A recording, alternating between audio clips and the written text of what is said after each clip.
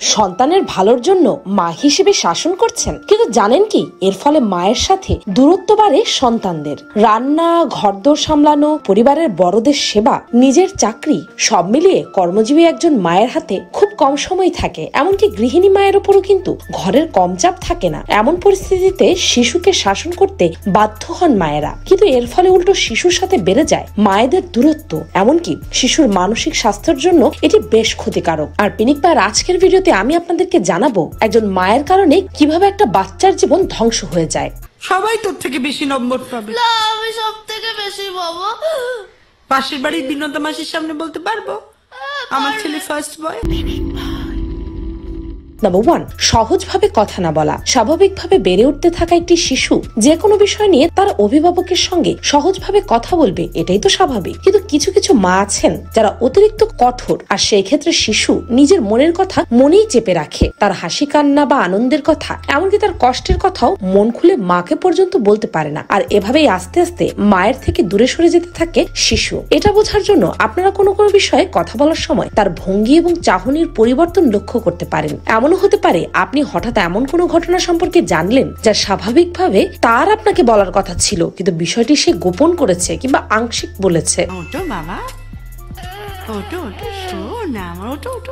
Number 2, এক সন্তানকে বেশি ভালোবাসা। ইউনিভার্সিটি অফ মিসৌরির হিউম্যান ডেভেলপমেন্ট অ্যান্ড ফ্যামিলি সায়েন্সের কয়েকজন গবেষকেরা মিলে একটি প্রকল্পে কাজ করেছেন। সেই গবেষণায় অংশ নেওয়া প্রায় শত শত পরিবারের বাবা মাকে সরাসরি একটি প্রশ্ন করা হয়েছিল, সেটি হচ্ছে কোন সন্তানকে আপনি সবচেয়ে বেশি ভালোবাসেন। প্রথমে একটু দ্বিধা করলেও 75% মাই একটি সন্তানের নাম নির্দিষ্ট করে বলেছিলেন, বাকিরা কারো নামই আলাদা করে বলেননি, অথবা বলেছেন সব সন্তানকেই তারা সমানভাবে ভালোবাসেন বা আবেগীয় ভাবে সমান ঘনিষ্ঠ মনে করেন। আরেকটি জরিপে দেখা গেছে 2টি সন্তান আছে এমন 62% মাই তার ছোট সন্তানকে বেশি পছন্দ করে। অন্যদিকে 3 বা তারও বেশি সন্তান আছে এমন 43% মাই তাদের সবচেয়ে ছোট সন্তানকে বেশি পছন্দ করে। তাদের মধ্যে 1/3 মায়েরা মাঝের সন্তানকে বেশি পছন্দ করে, আর মাত্র 19% প্রথম সন্তানকে অর্থাৎ বড় সন্তানকে বেশি পছন্দ করে। তা নিশ্চয়ই বুঝতেই পারছেন, মা স্বীকার করুক আর নাই করুক, সব মাই কিন্তু তার সব সন্তানকে সমানভাবে ভালোবাসেন না। দেখা যায় অনেক সময় কিছু মা দ্বিতীয় সন্তান জন্মের পর বড় সন্তানের প্রতি মনোযোগ কমিয়ে দেয়। তুলনা করা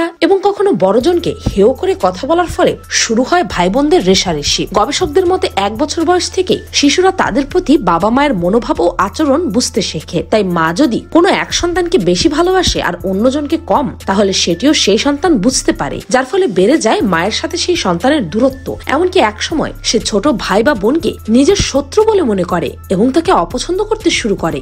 কাল ছিল ডাল খালি।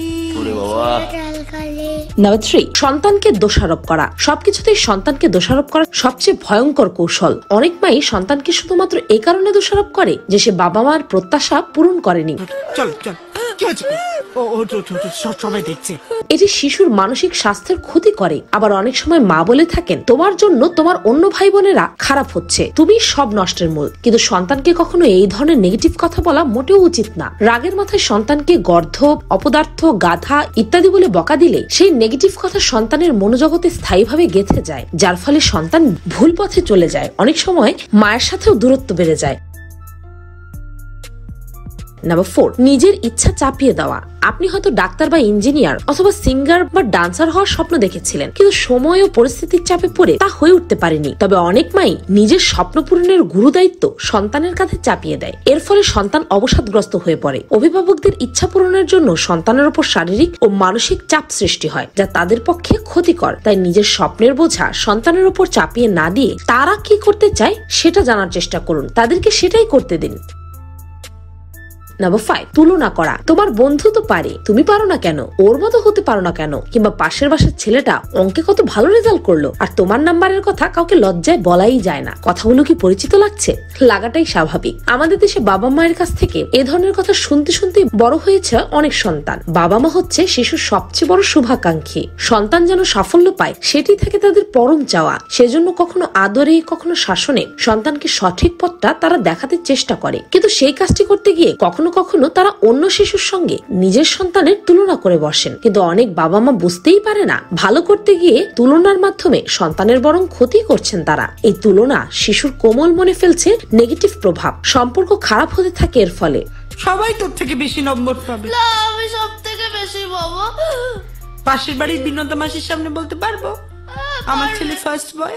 নাম্বার 6, প্রশংসা না করা। সন্তানের ভালো কাজের প্রশংসা করা উচিত বাবা মায়ের। প্রতিটি বাচ্চাই আলাদা আলাদা গুণের অধিকারী, তাদের সব ধরনের ভালো কাজগুলোর প্রশংসা করতে হবে। এতে করে সে আরো বেশি বেশি ভালো কাজ করার জন্য নিজেকে তৈরি করবে। কিন্তু অনেক মাই ভাবে সন্তানের প্রশংসা করলে সে আর ভালো কাজ করবে না বা তার সামনাসামনি প্রশংসা করা ঠিক না। এটা সম্পূর্ণ ভুল ধারণা। বরং প্রশংসা করলে সন্তান আরো ভালো কাজ করার প্রতি অনুপ্রেরণা পায়।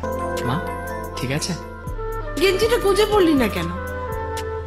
নাম্বার 7, অনেক বেশি নিরাপত্তামূলক। সব মাই তার সন্তানকে ভালোবাসে, তাকে কোনো অবস্থাতেই কষ্ট দিতে চায় না, যার ফলে অনেক মা অনেক বেশি প্রোটেক্টিভ হয়ে যায়। এটাও আবার ঠিক না। অতিরিক্ত কেয়ার সন্তানকে অলস করে দেয়। সে সঠিক সিদ্ধান্তটা কখনোই নিজে নিতে শিখবে না। এমনকি এর ফলে অনেক সময় মায়ের প্রতি বিরক্তিও তৈরি হয় সন্তানের। সন্তানকে মাঝে মাঝে নিজেই স্কুলে যাওয়া বা খেলতে যেতে দেওয়া উচিত। এতে করে সে বাহিরের কঠিন পরিবেশে নিজেকে মানিয়ে নিতে শিখবে। কেউ নজর না দেয়, কেউ দিলে তাকে শেষ করে দেবো। নাম্বার 8, ভয় দেখানো।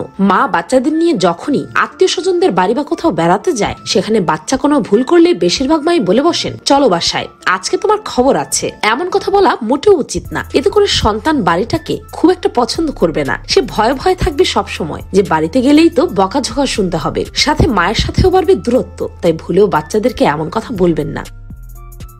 নাম্বার 9, অভিশাপ দেওয়া। ছোট অবস্থায় তারা দুষ্টুমি করবেই। তাদের প্রকৃতি বা খেলাধুলার ধরনই এমন। তাই মাঝে মাঝে তারা হয়তো এমন কিছু করে বসে যেটা আপনার সহ্যের সীমাকে ছাড়িয়ে যায়। আপনি দ্বিতীয়বার না ভেবে বলে বসেন, অনেক হয়েছে, আজ তোর একদিন কি আমার একদিন, এই বলে যা বলার বলে ফেলেন। কিন্তু সন্তানকে বকাঝকা করা আমাদের সমাজে খুবই প্রচলিত একটা চিত্র। এছাড়াও আরেক ধাপ এগিয়ে আছে অভিশাপ দেওয়া। অনেক মায়েরই বদভ্যাস হচ্ছে একটু এদিক ওদিক হলেই সন্তানকে অভিশাপ দিয়ে বসে, রেগে গিয়ে বলে বসে, তুই জীবনে কিচ্ছু করতে পারবি না। মায়ের এই উচ্চারিত শব্দগুলো অনেক সময় সন্তানকে শুধরে না দিয়ে আরো একগুঁয়ে করে দিতে পারে। মায়ের সাথে সন্তানের মানসিক কানেকশন থাকে, যার কারণে মায়ের দেওয়া অভিশাপ সন্তানের ব্রেইনে কুপ্রভাব ফেলে। তারা কেউ তোর মতো নয়, তারা কেউ কোচিং পালায় না।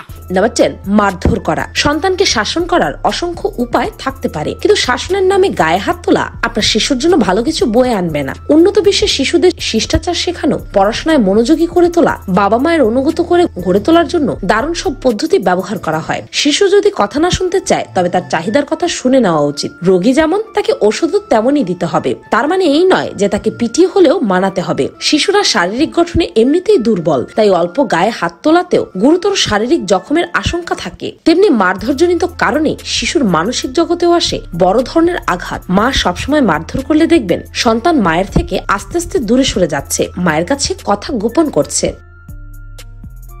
নাম্বার 11, সীমিত সময়। ব্যস্ত অফিস জীবনের কারণে অনেক মাই তাদের বাচ্চাদের সঙ্গে কথা বলার সময়টুকুও পায় না। যোগাযোগের একটি দৃশ্যমান ব্যবধানের কারণে বাচ্চারা হয় তাদের ভাবনাগুলো নিজের মধ্যেই রাখে, নয়তো বন্ধু বা পরিবারের অন্যান্য সদস্যদের দিকে নজর দেয়। যদিও বাচ্চাদের সঙ্গে একটা বন্ডিং তৈরি করা বড় যৌথ পরিবারগুলোতে একটা বড় সমস্যা নয়। শহরের ছোট পরিবারগুলোতে যেখানে বাবা মা উভয়ই কাজ করে, সেখানে একটি শিশু বাবা মায়ের সঙ্গে যোগাযোগ করার জন্য খুব কম সময় পায়। সন্তান যখন দেখেন তার বন্ধুর মা বন্ধুকে সময় দিচ্ছে, কিন্তু তার নিজের মা এমনটা করছে না, তখন সেই সন্তান মনে কষ্ট পায়, যার ফলে সন্তান অনেক সময় মাকে স্বার্থপর মনে করে, মাকে অপছন্দ করতে শুরু করে।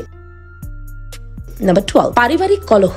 পরিবারে যদি ডোমেস্টিক ভায়োলেন্সের মতো ঘটনা ঘটে থাকে, তাহলে সেই পরিবেশে সন্তানের সুস্থভাবে বড় হওয়া কি পসিবল? একটি প্রতিবেদনে বলা হয়েছে, বাংলাদেশে প্রায় 72% বিবাহিত নারীরা শারীরিক ও মানসিক নির্যাতনের শিকার হন। ছোটবেলা থেকেই বাবা মায়ের কলহ দেখে বড় হলে সেই সন্তান কিন্তু আত্মবিশ্বাসী হয়ে উঠতে পারে না, যেহেতু সুস্থ পারিবারিক পরিবেশটা পাচ্ছে না এবং এই অবস্থায় তার কি করা উচিত সেটাও বুঝে উঠতে পারে না। আস্তে আস্তে সে তার আত্মবিশ্বাস হারিয়ে ফেলে। আত্মবিশ্বাস হারিয়ে ফেলার কারণে কোনো কাজেই সে মনোযোগ ধরে রাখতে পারে না। এটাও এক ধরনের মেন্টাল ডিসঅর্ডার। জেদ ও রাগ অনেক বেশি বেড়ে যায়। যে বাচ্চাটা সবসময় মন খারাপ করে থাকে, ঘরে ঝগড়া দেখে বড় হয়, তার জন্য লেখাপড়ায় মনোযোগ ধরে রাখা বেশ কঠিন, আর সে একটা সময় এসে হাল ছেড়ে দেয়। এজন্যই দেখা যায় অনেক ছেলে মেয়ে টিনেজে এসে অনৈতিক কাজে জড়িয়ে পড়ে পড়াশোনা পর্যন্ত ছেড়ে দেয়, পড়াশোনাতে আর ফোকাস থাকতে পারে না। পরিবার যেখানে সুখ সেখানে, এই প্রবাদটির সঙ্গে সবার জীবন মেলে না। দুর্ভাগ্যবশত আমাদের মধ্যে অনেকেই আছেন যারা অশান্ত জীবনযাপন করেন। এটি কঠিন জীবনের প্রতিকূলতা পিতামাতা ও সন্তান উভয়ের উপরই প্রভাব ফেলে। ইমোশনালি অ্যাবিউজ হলো কাউকে গালি দেওয়া বা তাকে নিচু এবং অসম্মানিত বোধ করানো। মানসিক নির্যাতনের ঘটনা বারবার ঘটতে থাকলে তার সন্তানের জীবনকে হুমকির মুখে ফেলে দেয়। এমনকি অনেক সময় সন্তান আত্মঘাতীও হতে পারে। তাই চেষ্টা করবেন উপরোক্ত জিনিসগুলো এড়িয়ে চলা। অভিভাবক মানে প্রতিটি প্রতিকূলতাকে সাহসী করার জন্য জন্য সন্তানের মধ্যে প্রাকৃতিক ঢাল তৈরি করে দেওয়া। সন্তানের শক্তি হন, তার দুর্বলতা নয়। ভিডিওটি ভালো লাগলে আপনার ফ্রেন্ডস এন্ড ফ্যামিলির সাথে শেয়ার করুন। আর আপনি যদি নিজেও একজন মা হয়ে থাকেন আর আপনার যদি কোনো সন্তান থেকে থাকে তবে কমেন্ট করে জানাবেন কিন্তু যে আপনি তাকে কিভাবে মানুষ করছেন। আমি ফাল্গুনী, আজকের মতো এই পর্যন্তই। দেখা হচ্ছে পরের ভিডিওতে।